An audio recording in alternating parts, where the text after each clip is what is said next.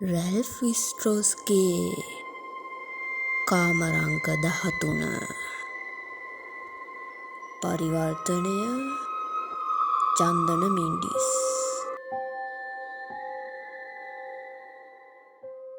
John චෙස්ටර් දේශපාලනය වෙනුවෙන් තම ජීවිත කාලයම කැපකිරීම අපේ වාසනාවක්ය යන්න මගේ හැඟීමයි. ගෙදරට වී මේසයක් ළඟ වාඩි වී ලේඛන කලාව වෙනුවෙන් තම ජීවිතය කැප කළේ නම් ඔහු ඉතා සාර්ථක ලේඛකයෙකු බවට පත්වනු නොඅනුමානය.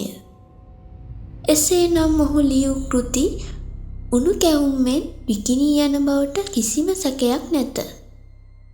ඒ ආදායමෙන් ගෙයක් දොරක් හදාගන්න කසාදයක් බැඳගෙන සාර්ථක මිනිසෙකු වීමට ඔහුට හැකියාව තිබිණි. යම්කිසි කතන්දරයක් සිත් ඇදගන්නා අයුරින් ඉදිරිපත් කිරීමට චෙස්ටර්ට තිබුණේ සුවිශේෂ දක්ෂකමකි. එහෙත් ඔබ කවුරුත් දන්නා පරිදි පාර්ලිමේන්තු මන්ත්‍රීවරයෙකු ලෙස පත් වූ ඔහු පසුගිය අවුරුදු 25ම දේශපාලනය වෙනුවෙන් කැප කළේය. යුද හමුදාපතිවරයෙක්ගේ තේජවන්ත පෙනුමක් තිබූ චෙස්ටර්ගේ තරුණකමේ කිසිදු වෙනසක් පසුගිය අවුරුදු 20 තුළ මම නොදුටුවෙමි. නිතර ලොව පුරා සංචාරය කළ ඔහුට සිටි මිතුරන් ගණන අපමණය.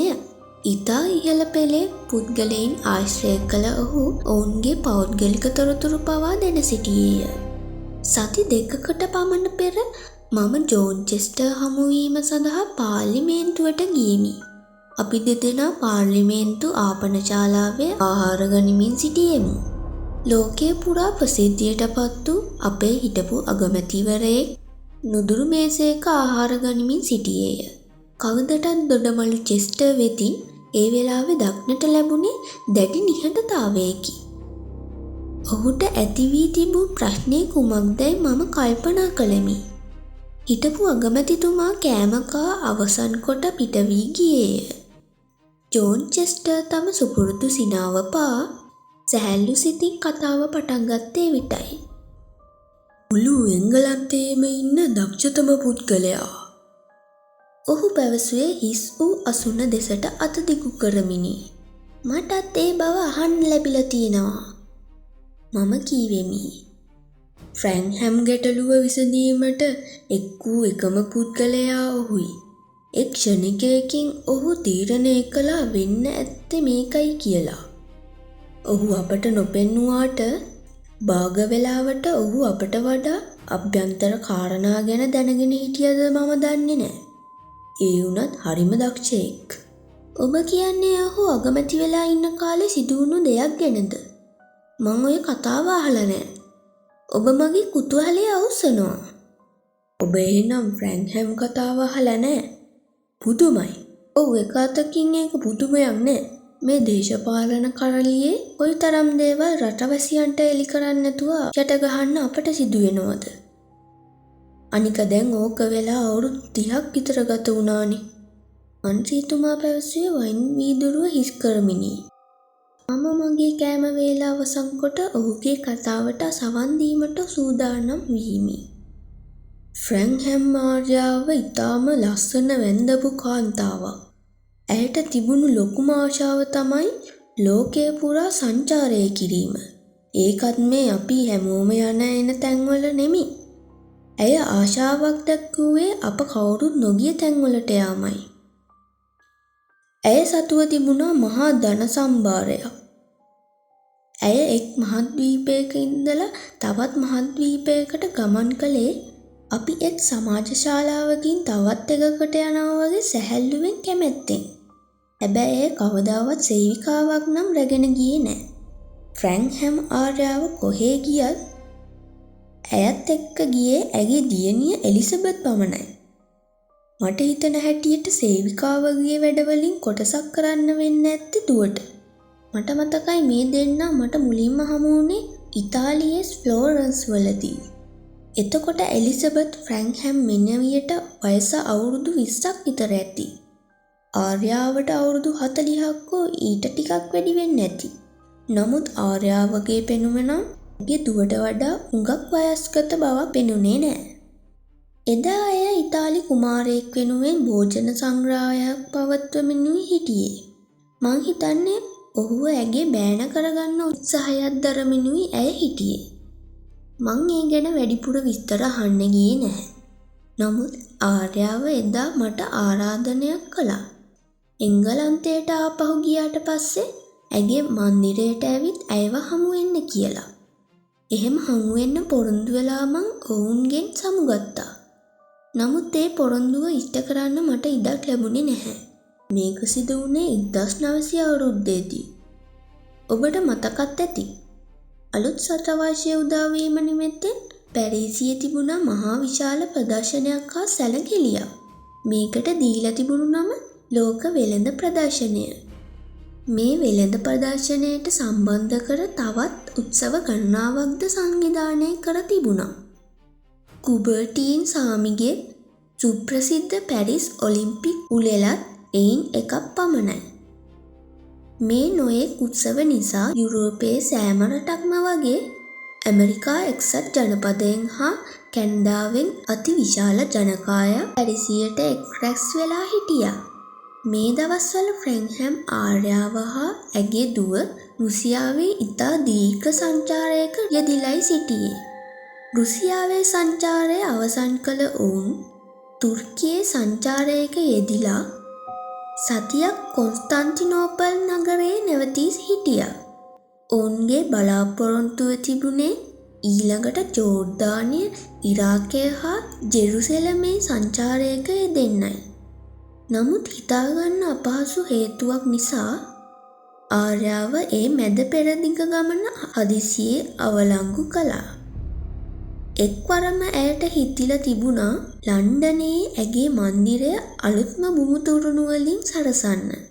ඉතින් මැද පෙරදිග සංචාරය දින නියමයක් නැතුව කල් දැම්මා. මීළඟට කාන්තාවන් දෙදෙනා තෝමස් කුක් හමු වෙන්න ගියා. ඒ ඔවුන්ගේ ආපසු ගමන සැලසුම් කළ යුතු ආකාරය ගැන උපදෙස් ගන්න. බොහොම සැප පහසු ආකාරයට එංගලන්තයට යා යුතු ගමන් මඟ ගැන ඔවුන්ට කුක්ගෙන් උපදෙස් ලැබුණා. වැඩි පහසුවක් විනෝදයක් සඳහා පැරිසියේ රාත්‍රියක් හෝ දෙකක් නවාතැන්ගෙන යාම ඉතාම සුදුසු බවයි තෝමස් කුක්ගේ උපදෙස වුණේ. මේ වෙනකොට ආර ලෝක වෙළඳ ප්‍රදර්ශනය ආරම්භ වුණා පමණයි. මම නම් හිතන්නේ ෆ්‍රැන්ක්හම් ආර්යාවට මේ ප්‍රදර්ශනය නරඹන්න ආශාවක් තිබුණා කියලා. නමුත් ඔබ දන්නවනේ තරුණ අයගේ හැටි. එලිසබෙත් ඇගේ අම්මා තරම් ලෝකයේ දැකපු කෙනෙකුත් නෙමෙයි. අනෙක ඊටාම දීර්ඝ සංචාරයකින් අධික විඩාවට පත් වෙලා හිටිය නිසා පැරිසියේ පැය 24ක විවේකයක් ගන්න ඔවුන් තීරණය කළා. කොන්ස්ටන්ටිනෝපල් ඉඳලා ඔවුන් පැරිසියට ආවේ දුම්රියේ.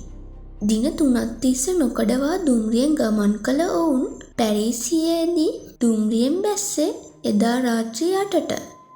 ඔවුන් සිටියේ දැඩි වෙහෙසකට පත් වෙලා බව අමුතුවෙන් කිව යුතු නැහැ.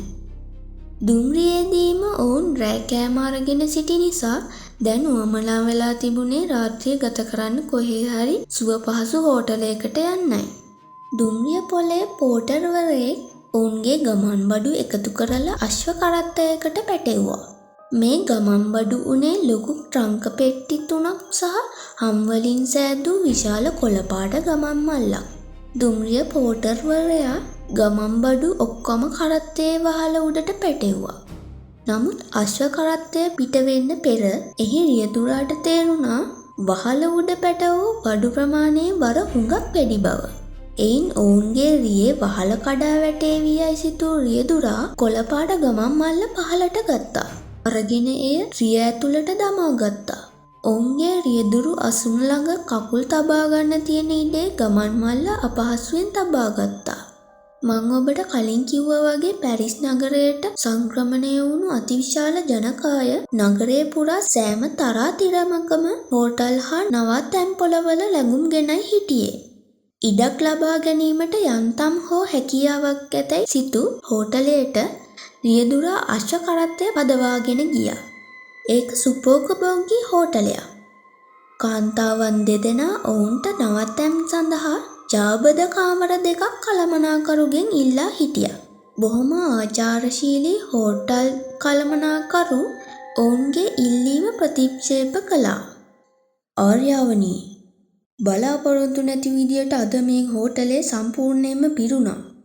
අද පැරිස් නගරයට මුළු ලෝකයේම සෙනග ඇවිත් වගේ. හෝටල් පිරිලා ඉතිරිලා යනවා. යාබද කාමර දෙකක් දෙන්න නම් මට කොහොමටවත් හැකියාවක් නෑ. නමුත් ඔබ කැමති නම් ආර්යාවට 4 වෙනි තට්ටුවේ කාමරයකුත් තරුණ මෙනවියට 5 වෙනි තට්ටුවේ කාමරයක් නවාතැන් ගන්න මං සලස්වා දෙන්නම්. 4 වෙනි තට්ටුවේ අංක 413 කාමරයත් 5 වෙනි තට්ටුවේ අංක 513 කාමරයත් සියලු සැප පහසුකම් වලින් පරිපූර්ණ කාමර දෙකක්. තරුණ මෙනෙවියගේ කාමරය කෙලින්ම පහළ තට්ටුවේ තමා ආර්යාවට ලැබෙන කාමරය තියෙන්නේ.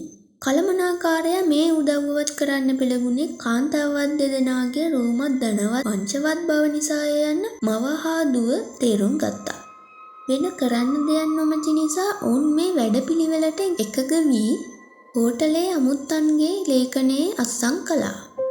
එක් හෝටල් සේවකයෙක් ට්‍රංක පෙට්ටිය බාරගත්තා. සේවිකාවක් කාමර පෙන්වන්න ඔවුන් සමග ආවා. ආර්යාවට ලැබී තිබූ කාමරය ඉතාම විශාල එකක් නොවුනත් සියලු සැප පහසුකම් සහිත එකක් බව ඔවුන් දුටුවා. හෝටල් සේවකයා ට්‍රංක පෙට්ටිවල බැඳුම් ඉවත් කර ඒවා කාමරය තුලට ගෙනවිත් දුන්නා. ඔවුන් පැරිසියට පැමිණි ගමන ඉතා ප්‍රීතිමත් එකක් වේවා කියලා ප්‍රාර්ථනා කළ ඔහු පිටත් වී යන්න සූදානම් වුණා. සන්තෝෂමත් ලෙස ලැබුණු කාසියත් මිට මොලවාගෙන ඔහු පිට වී ගියා. සේවිකාවටත් ඒ අයුරින්ම ලැබුණු කාසිය අරගෙන ඇයත් පිට වී ගියා. අම්මයි දුවයි දෙදෙනා කාමරේ තනි වුණා. මේ දක්වා කතාව ඔබට පැහැදිලිද? ජෝන් චෙස්ටර් ඇසුවේය. ඔව්, හොඳට පැහැදිලි. හොඳයි. මෙන්න එක්තරා සැන්දෑවක ඉතා වැදගත් ප්‍රභූ පවුලක කාන්තාවන් දෙදෙනෙක් හෝටලයට පැමිණ ඉන්නවා. ඔවුන්ට කාමර ලැබිලා තියෙන්නේ තට්ටු දෙකක. නමුත් ඒ කාමර හරි කෙලින්ම එකක් යට එකක් පිහිටි ඒවා. එලිසබෙත් ටික වෙලාවක් ඇගේ මවගේ කාමරේ රැඳී සිටියා. අම්මාගේ බඩු පෙට්ටිවල තිබුණු දේවල් එළියට අරගෙන කාමරය සකස් කළ ඇය පිට වී යන්න සූදානම් වුණා. දැන් නම් හරියට මහන්සියි අම්මේ. දැන් අපිට තියෙන්නේ ඉක්මනට නිදා ගන්න. එලිසබෙත් තම මවට කිව්වා. මේ තරම් ඉක්මනට තවම රෑ 9 වෙලාවක් නැහැනේ. ආර්යාව පිළිතුරු දුන්නා. අම්මට මහන්සි දැනෙන්නේ නැද්ද? මට නම් හරිම මහන්සි. කෑමත් කෑව නිසා හරි නිදිමතක් දැනෙනවා. ඔළුව උස්සගෙන ඉන්න බෑ. මම්මගේ කාමරයට ගිහින් පැය භාගයක් විතර නිදාගෙන ඉඳලා පහලට එන්න. ඒ ඇවිත් අම්මට ඇඳුම් මාරු කරගන්න උදව් වෙන්න. එහෙම කිව් එලිසබෙත් පස්වෙනි තට්ටුවේ ඇගේ කාමරයට ගියා. ඇයට දැනුනේ අධික නිදිමතක්. සම්පූර්ණ දින දෙකකට වඩා කාලයක් මහද්වීපික දුම්රියේ ගමන් කළ කෙනෙකුට මෙවැනි නිදිමතක් ආව එකේ පුදුමයක් නැහැ. අංක 513 දරන පස්වැනි තට්ටුවේ කාමරයට ගියේ ඇය ඇඳුම් මාරු නොකරම ඇඳේ හාන්සි වුණා. මිනිත්තුවක් හෝ දෙකක් යන්න පෙර ඇයට තදින්ම නිින්ද ගියා. තම වීදුරුව වයින් වලින් පුරවා ගැනීමට මගේ මිත්‍රයා කතාව මදකට නැවැත්තිය. නිකන් සාමාන්‍ය කතාවක් වගේ. එහෙම නේද මිත්‍රයා? ඔහු ඇසුවේ දැඩි උද්‍යෝගයකිනි. මං ඊට පිළිතුරු නොදුන්නෙමි. හොඳයි. තදින්ම නිින්ද ගිය එලිසබෙත් ෆ්‍රැන්ක්හැම්ව ඇහැරුණා. වෙලාව බැලූ ඇය දුටුවේ වෙලාව මධ්‍යම රාත්‍රියට මිනිත්තු 10ක් බව. දෙයියෝ සාක්කි 12ට 10යි. අම්මා බලාගෙන ඇති මට මොකද වුනේ කියලා. ගමන් මහන්සියට මට හොඳටම නිින්ද ගිහින්. සමහර විට අම්මා ඇවිත් බලලා මට නිින්ද ගිහින් නිසා කතා නොකරම ගියාද දන්නේ නැහැ. කොයි එකටත් ගිහිල්ලා බලන්න ඕනි. මෙහෙම හිතුව එලිසබෙත් ඉක්මනින් 4 වෙනි තට්ටුවට තරප්පුවෙන් බැස්සා. ඇය ගිහින් කාමර අංක 400 දරන ඇගේ මවගේ කාමරයට තට්ටු කළා. කිසිම පිළිතුරක් ලැබුණේ නැහැ. ඇය දොර හැරගෙන ඇතුළට ගියා. කතා කළා. කිසිම පිළිතුරක් ලැබුණ නැහැ. කාමරේ සම්පූර්ණයෙන්ම අඳුරයි. ඇය විදුලි පහන දැල්ලුවා. කාමරේ සම්පූර්ණයෙන්ම හිස්. ඇත්තෙන්ම වූ. ඒ කාමරේ කවුරුත්ම නැගුම්ගෙන හිටි සලකුණක්වත් තිබුණේ නැහැ. කවුරු හරි අමුත්තෙකුට දෙන්න සූදානමින් අලුත් ඇඳ රෙදි එලා තිබුණු හැටි ඇයට දක්නට ලැබුණා. රාක්කවල අල්මාරිවල කිසි බඩුවක් තිබුණේ නැහැ. ඇඳුම් තිබුණු ගමන් මල්ල ටංක පෙට්ටි මොනවත් නැහැ. මට වැරදීමක්. අම්මා ඇත්තේ වෙනින් කාමරයක. මේක මම කලින් ආව කාමරේ නෙමෙයි. ඇය එළියට ඇවිත් බැලුවා. කාමරය අංකය නම් හරි. ඊට අල්ලපු කාමරය වෙනින් කවුරු හරි තවත් ඇන්ගෙන සිටින බව පෙන්වන පිරිමි බූට් සපත්තු එළියේ තබා තිබුණා. තමාට කුමක් හෝ ලොකු වැරදීමක් වෙන්න ඇතැයි සිතූ ඇය සීනුව නාද කර සේවිකාව කැඳෙව්වා. මට මොකක් හරි වැරදීමක් වෙලා වගේ. මං හිතුවේ අම්මට නවත් ඇඳුම් කාමරේ මේකයි කියලා. නමුත් ඒක කවුරුත් නැහැනේ. මේක 4 වෙනි තට්ටුව නේද? සේවිකාව එලිසබෙත් දිහා බැලුවේ මහත් පුදුමෙනි. "ඔව් මෙනවිය. මේක 4 වෙනි තට්ටුව තමා. ඔබතුමියට කවද හමු වෙන්න උවමනා. ඔබතුමී එක්ක වෙන කවුරු හරි කාන්තාවක් මේ කාමරයට ආවේ නැහනේ. ඔබතුමිය ආවේ තනියම." ජෝන් චෙස්ටර් මා දිහා බැලුවේ පුදුමෙන් මිනි. එලිසබෙත් ෆ්‍රැන්ක්හැම් දෙස හෝටල් සේවිකාව බලා සිටින්නට ඇත්තේද මේ අයුරින් විය යුතුය. චෙස්ටර් මිනිත්තුවක් පමණ නිහඬව සිටියේය. "මා මේ සිටින්නේ පාර්ලිමේන්තුවේ භෝජනාගාරයේ යන්න පවා මට අමතක විය." "කියන්න මිත්‍රයා කියන්න. ඊළඟට මොකද වුනේ?" ඉතින් අර සේවිකාව නැවත නැවතත් ෆ්‍රැන්ක්හැම් මෙනවියට කිව්වේ ඇය ආවේ තනියම බව. එලිසබෙත් අර සේවිකාව දිහා බලාගෙන හිටියේ බයෙන් භ්‍රාන්ත වෙලා. එක්වරම ඇයගේ කටින් පිට උනේ, "ඔයාට පිස්සු. මගේ අම්මාගේ කොළපාට ලොකු ගමන් මල්ල මේ කාමරයට ඔසවාගෙන ආවේ ඔයාමයි. මම මේ හෝටලයට ආවේ රෑ 8:00ට විතර." මේ කතාව අහලා සේවිකාව මවිතයට පත් වූ බව පෙනුණා. "මං පෝටර්වරයා කැඳවන්නද?" ඇසූ සේවිකාව සීනුව නාද කළා. එතනට ආව සේවකයා ඔවුනට උදව් කළ පුද්ගලයාම බව එලිසබෙත් හඳුනාගත්තා. ඇය ඇගේ ප්‍රශ්නය නැගුවා. ඔහුවෙම් ප්‍රශ්නයෙන් ඉමහත් පුදුමයකට පත් වූ බවයි පෙනුනේ. එලිසබෙත් කියන දේ අහගෙන සිටිය ඔහුගේ කට බාගෙට ඇරුණා. "නෑ මෙනවිය. ඔබතුමිය මේ හෝටලයට ආවේ තනියමයි. වෙන කවුරුවත් ඔබතුමිය එක්ක හෝටලයට ආවේ නැති බව මට සහතිකයි. ඔබතුමිය එනකොට ට්‍රංක පෙට්ටි 2ක් ගෙනාවා. මං ඒ 2 5වෙනි තට්ටුවේ කාමරේ ගිහින් තැබුවා. තවත් කවුද ආවා කියන කතාව මට තේරුම් ගන්න බැහැ." මේ කතාව ඇහුවාම එලිසබෙත් ෆ්‍රැන්ක්හැම්ගේ මුළු ඇඟම හිරිවැටීගෙන යන්න ඇති. මේ මිනිස්සුන්ට සිදුවෙලා තියෙන පුදුමාකාර වැරදීමක්. තව ටික වෙලාවකින් මේ ගැන කියා අම්මත් එක්ක hina වෙනව නොඅනුමානයි. ඇයට සිතුනේ මෝඩයින් වගේ කටවල් බාගෙට අරගෙන ඉන්න සේවකයා සහ සේවිකාව දිහා බැලුවාමයි. ඇයට මදක් තරහක් ගියා. "කතා කරනවා තමුසලාගේ කළමනාකාරයාට වහම." හෝටල් කළමනාකරු 4 වෙනි තට්ටුවට දුවගෙන ආවා.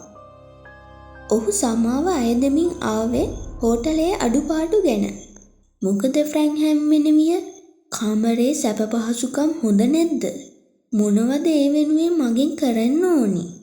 ඔබේ රාත්‍රී කෑම මං කාමරයටම එවන්නම්." "ඒ එකක්වත් නෙමෙයි මෙතන ප්‍රශ්නේ. මං රෑ 8:00ට විතර මේ හෝටලයට ඇවිත් නවාතැන් ගත්තේ මගේ අම්මත් එක්කයි. ඒ බව ඔබටත් මතක ඇති. අම්මට ලැබුණේ 4 වෙනි තට්ටුවේ 13 වෙනි කාමරය. ඒ කියන්නේ 413 වෙනි කාමරය. මට ලැබුණේ 5 වෙනි තට්ටුවේ 13 වෙනි කාමරය. නමුත් අම්මා දැන් ඒ කාමරේ නැහැ. ඔහෙලා ඇයව වෙනත් එකකට මාරු කරලා බයවයි පේන්නේ. අම්මා දැන් ඉන්නේ මොන කාමරේද?" මේ කතාවට කළමනාකාරයා කලබල වුණු බව පෙනුනේ නැහැ. ඔහුගේ පිළිතුරේ තිබුණේ මදක් තරහ ගිය ස්වභාවයක්. මේ බාගෙට පිස්සු හැදුණු ඉංග්‍රීසි ජාතික ගෑනු ළමයෙක්. ඔහුව මහරෑ 4 වෙනි තට්ටුවට කැඳෙව්වේ මේ වගේ වැඩකට නැති කතාවකටද යන්න වගේ පෙනුමක්. මෙනවිය මොනවද මේ කියන විහිළු කතා? ඔබ මේ හෝටලයට ආවේ තනියමනේ. ඇයි අපි ඔබට සුවපහසු කාමරයක් 5 වෙනි තට්ටුවෙන් දුන්නේ? ඔහු ඇසුවේ අනුකම්පාවකින් තොරව. මේ කතාවෙන් එලිසබෙත් දැඩි බියකටපත් වුණා. අම්මා කොහේ ඉන්නවද දන්නෙත් නෑ. ඒ මදිවාට ඇය කිසිදාක නොහඳුනන මිනිස්සු කණ්ඩායමක් එක්ක පැරිසියේ තනියම. ඔවුන් කිසිවෙක් ඇය කියන දෙයක් විශ්වාස කරන්නෙත් නෑ. මායි අම්මයි පැරිස් දුම්රිය පොලේ ඉඳලා ආවේ අශ්ව කරත්තෙන්. අපි දෙදෙනාට කාමර දෙකක් දුන්නේ ඔබමයි. ඇයි ඔබ කිව්වේ හෝටලේ සෙනඟ පිළිලා නිසා අපි දෙදෙනාට යාබද කාමරයක් දෙන්න බැහැ කියලා? ඒ ගැන ඔහි හුඟක් කනගාටු වුණේ. ඒක හරි පුදුම කතාවක් නේ. මේ කිසි දෙයක් කිසි කෙනෙක්ට මතක නැද්ද? අපි දෙන්නම අමුත්තන්ගේ ලේඛනයේ නම් ලියලා අත්සන් කළා. කළමනාකාරවරයා ඔහුගේ ආචාරශීලී බව මදකින් හෝ අඩු කළේ නෑ. මටත් ඔබ කියන කිසි දෙයක් තේරුම් ගන්න බෑ. ෆ්‍රැන්ක්හම් මෙනවිය. හොඳයි කමක් නෑ. අපි ඔබට අමුත්තන්ගේ ලේඛනය පෙන්නන්නම්කෝ. පෝටර් ඉක්මනට පහළට දුවලා ගිහින් අමුත්තන්ගේ ලේඛනය අරගෙන එන්න. අමුත්තන්ගේ ලේඛනය ගෙන එනු ලැබුවා. එලිසබෙත් හොඳින් පරීක්ෂා කර බැලුවේ මොනතරම් නොඉවසිල්ලෙන්ද කියලා ඔබට හිතා ගන්න පුළුවන් නේද? ඔව්. අලුතින් එදා පැමිණි අමුත්තන්ගේ නම් ඇතුළත්ව තිබුණු පිටුව පෙරළුවා. එහි අන්තිම පේලියට පේලි 4ක් හෝ 5ක් ඉහළින් මේ තියෙන එලිසබෙත් ෆ්‍රැන්ක්හම් කියලා. නමුත් ඇගේ නම දෙපැත්තෙන් තිබුණේ නොහඳුනන මහත්වරුන් දෙදෙනෙකුගේ නම්. ඇගේ මවගේ නම එහි සඳහන්ව තිබුණේ නැහැ. ඇයගේ සිතේ ඇතිවුණු භීතය ඔබට හිතා ගන්න පුළුවන් නේද? ඇගේ මුහුණේ ස්වභාවය අනෙක් අයටත් පෙනෙන්නට ඇති. මෙනවිය ඔබතුමිය හුඟක් වෙහෙස මහන්සි ඇති ගමන් කරලම කළමනාකාරයා කිව්වා.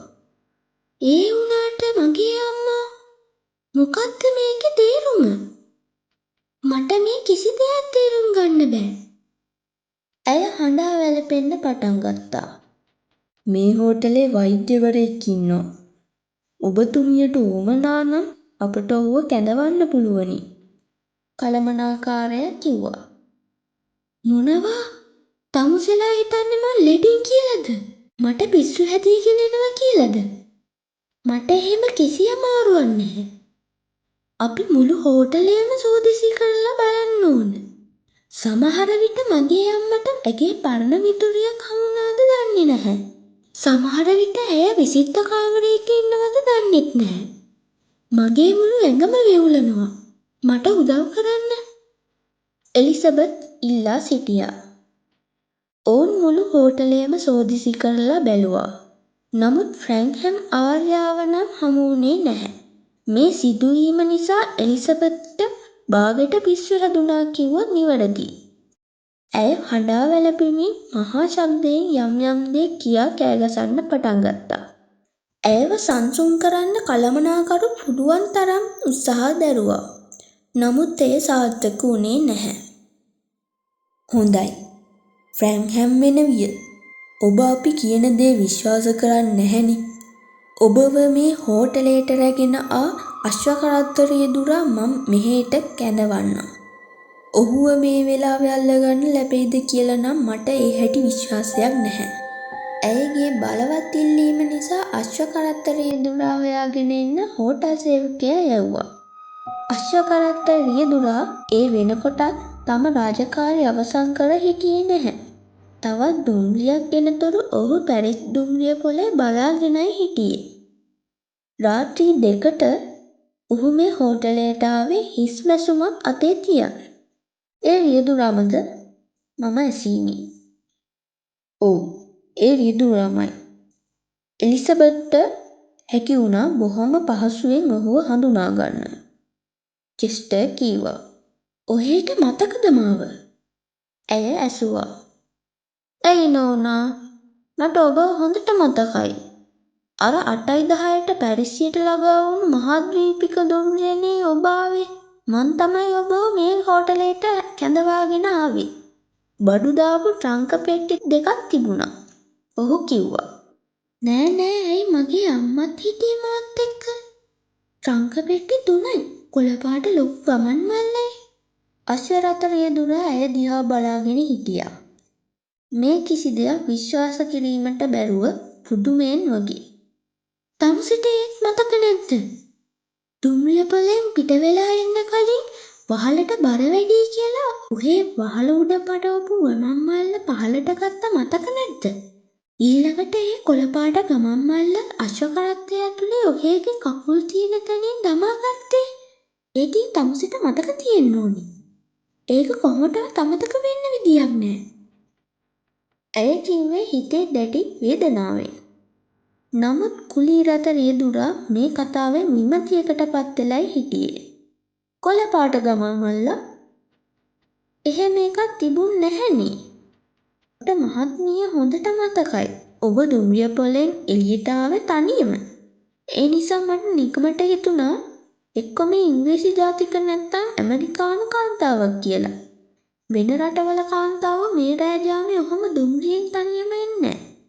දැස් ලොකු කරගෙන මද වේලාවක් ඔවුන් දිහා බලා සිටි එලිසබෙත් සිහි විසඤ්ඤ වෙලා ඇද වැටුනේ කපා හෙළු ගසක් වගේ.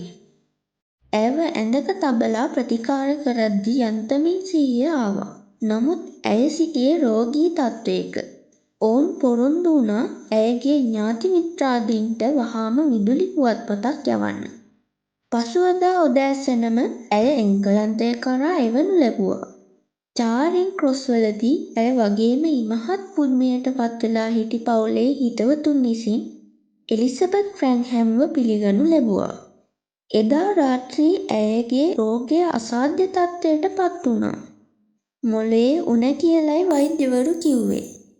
නමුත් ඇගේ මව ගැන ඊට පස්සේ කවදාවත් ආරංචියක් ලැබුණේ නැහැ. එසේ කිව් චෙස්ටර් කතාව මදකට නැවැත්වීය. පාර්ලිමේන්තු සභාගර්භය දෙසින් විදුලි සීනු නාද වෙනු අසන්නට ලැබිණි. පාර්ලිමේන්තුවේ මොකද්ද පනතක් සම්මත කරන්න කියලා අද ඡන්දෙ විමසනවා. දැනුයි ඒක මට මතක් වුණේ. මං ගිහින් ඡන්දෙ දීලා ඉක්මනට එන්න.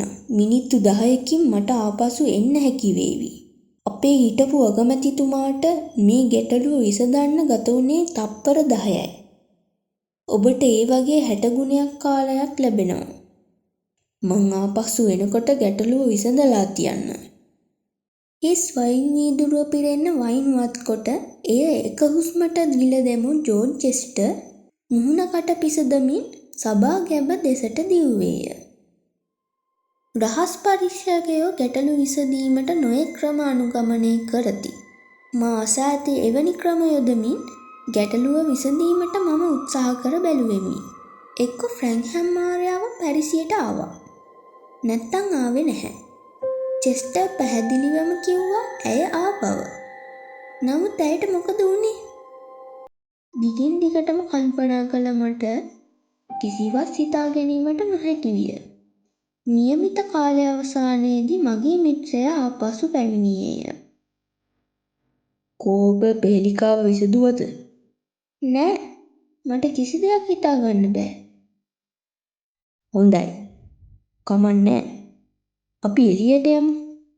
ඔහු මා කැඳවාගෙන ගියේ පාර්ලිමේන්තුවේ ඉදිරිපස ආලින්දයේ දෙසටයි. තේම්ස් ගඟ පිසෙන සිසිල් සුළඟේ පහස විඳිමින් අපි ඉදිරියට ඇවිද ගියෙමු. ඔහු කතාව පටන් ගත්තේ මිනිත්තු කිහිපයක් නිහඬව සිටි පසුවයි. මම බොහොම දුරට කල්පනා කළ එක කරුණක් මේක. ෆ්‍රැන්ක්හැම් ආර්යාවට ඇයි එකවරම ඇගේ ලන්ඩන් වල නිවසට අලුත් බුමුතුරුණු ගන්න හිතුනේ.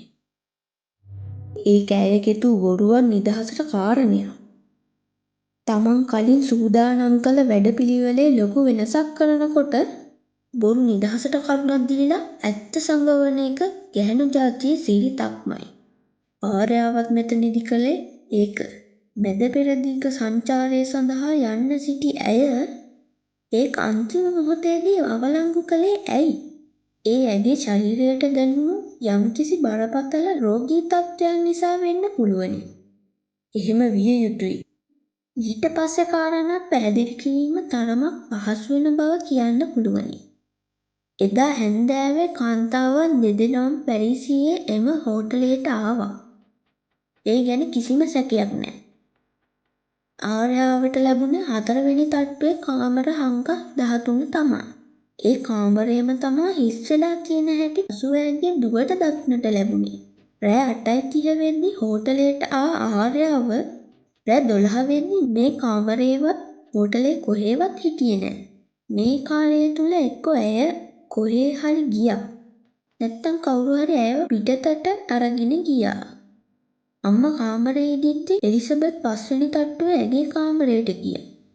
දැන් ආර්යාව ඒ කාමරේ තනියම. මිනිත්තු 10කට පස්සේ කාමර සේවිකාවක් ඇඳවන සීනුව නාද වුණා.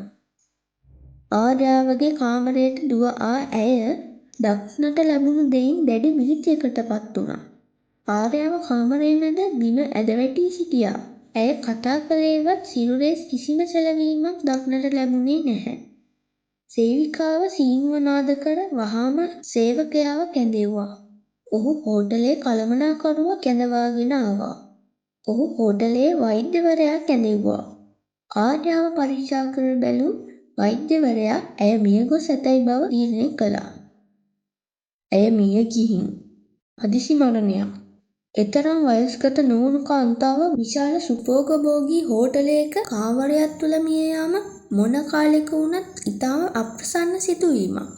නමුත් මෙතන තත්ත්වය ඊටත් වඩා බරපතල එකක්. ඒ නිසා පොලිසිය කැඳවනවා වෙනුවට වෛද්‍යවරයා මොකද කළේ? ඔහු වහාම ප්‍රංශ රජයේ ඉතා ඉහළ නිලධාරියෙකුට දුරකථනයෙන් ඇමතුවා. ඊට පස්සේ සිදුවුණු දේවල් කිව්වාම ඒවා ඉතා අසාමාන්‍යයි. හිතා ගන්නත් බැරි තාලේවක් කියලා ඔබ කියාවි. නමුත් සිදුවුණේ එයයි. පැයක් ගත වෙන්න කලින් ඒ සඳහා මිනිසුන් රාශියක් හෝටලේ ඒ කාමරයට පැමිණියා. කුඩා හමුදාවක් කියලා කෙනෙක්ට හිතේවි. හොඳින් බලා සිටියා නම් දක්නට තිබුණා කාමරයේ ලීබඩු විශාල ප්‍රමාණයක් ඔවුන් ඉවත් කරගෙන ගිය හැටි. සමහරු දිවාන් නමින් හඳුන්වන අඩි 6-7ක් දිග අඩි 2-3ක් පළල උඩින් කුෂන් කළ පෙට්ටියක් හැඩේ ලීබඩුවක් අනෙක් ලීබඩු සමග අශ්ව කරත්තයට පැටවුවා. ඒ අතරේ වෙනත් ලීබඩු කාමරයට ගෙන ආවා. ඔබ ඒ අවස්ථාවේ එතැනට ගියා නම් ඔබට යම්කිසි බෙහෙත් වර්ගයක සැරසුවඳක් ආග්‍රහණය කරන්න ලැබෙනවාට කිසිම සැකයක් නැහැ. මේකෙන් ඔබේ හිතේ මොකක් හරි ප්‍රශ්නයක් ඇති වුණා නම් කළමනාකාරයා කියාවි මේ වෙළඳ ප්‍රදර්ශනය සඳහා ගෙන ආපු බෙහෙත් බෝතලයක් නොසැලකිලිමත් සේවකයෙක් අතින් මිදිලා කියලා. ඔබ කළමනාකරුගේ පෞද්ගලික කාමරයේ ඇතුළු කොටසට ගියා නම් දක්නට ලැබේවි මහත්වරු 4 දෙනෙක් හෝටල් සේවිකාවට සේවකයාට අශ්ව කරත්ත රියදුරාට දිගින් දිගටම කතා කරන හැටි, උපදෙස් දෙන හැටි. ඊළඟට ඔවුන් නාට්‍ය රඟ දැක්වීමට මෙන් රඟපෑම සඳහා පුහුණුවක් ලබන හැටි. එපමණක්ද? නැහැ. ඔවුන් 3 දෙනාට අතිවිශාල මුදල් ත්‍යාග ලැබුණු හැටි. මට තාමත් හරියට තේරුම් ගන්න බැහැ මෙතන මොකක්ද සිදු වුනේ කියලා. ඕ මිත්‍රයා. නමුත් දුරකථනයෙන් පැවසුණු එක වචනයක් ඔබට අහන්න ලැබුණා නම් ඔක්කොම තේරුම් ගන්න තිබුණා. ෆ්‍රැන්ක්හම් ආර්යාව පැරිසියට ආවේ තුර්කියේ සහ රුසියාවේ සංචාරයේ යෙදිලා. ඒකෙන්වත් ඔබට හිතාගන්න අමාරුද? අමාරුයි. ඇය මිය ගියේ මහා මාරි රෝගයෙන්. දෙයියෝ සාක්කි. ඔව්. වෛද්‍යවරයා ආර්යාවගේ මරණයට හේතුව රජයේ ඉහළම නිලධාරියෙකුට දැනුම් දුන්නේ. රාජ්‍ය පාලන තන්ත්‍රයේ ඉහළම මට්ටම එක්ෂණයකින් ගිනියැවෙන වුණා. ඒ වගේම ඔවුන් වහා ක්‍රියාත්මක වුණා. ඔවුන්ට සිදු වුණා ඉක්මන් තීරණයකට එන්න. මහජනතාවගේ සුභසිද්ධිය සඳහා ඔවුන් ගත්තා තීරණයක්. ඒ තමයි ෆ්‍රැන්ක්හම් ආර්යාව කියලා කෙනෙක් පැරිසියට ආවෙවත් නැහැ. ඒ වුණත් ඇයි ඒ වුණත් කියන්නේ? මහා මාරි අරගෙන ආව කාන්තාවක් සුඛෝපභෝගී හෝටල් කාමරයකදී මරණයට පත් වුණා කියන ආරංචිය පැතිර ගියේ නම් මොකද වෙන්නේ? පැරිසියේ ආරම්භ වුණු ශතවර්ෂයේ මහා සැණකෙළිය හා ලෝක වෙළඳ ප්‍රදර්ශනයට මොකද වෙන්නේ? මාස ගණනක් තිස්සේ පැයක් මිලියන ගණනක් වියදම් කර සංවිධානය කළ උත්සවයට මොකද වෙන්නේ? සම්පූර්ණයෙන්ම විනාශ වෙනවා. මහා මාළිය කියන වචනය ඇහුණු ගමන් මහා ජන ගංගාව ආපසු ඉවතට ගලන්න පටන් ගන්නවා. එක් පුද්ගලයෙකුගේ යහපත වෙනුවෙන් ලක්ෂ ගණනකගේ සතුට සැනසීම සෞභාග්‍ය කැප කරන්න පුළුවන්ද? කෞමරාංක 13 සමාප්තයි.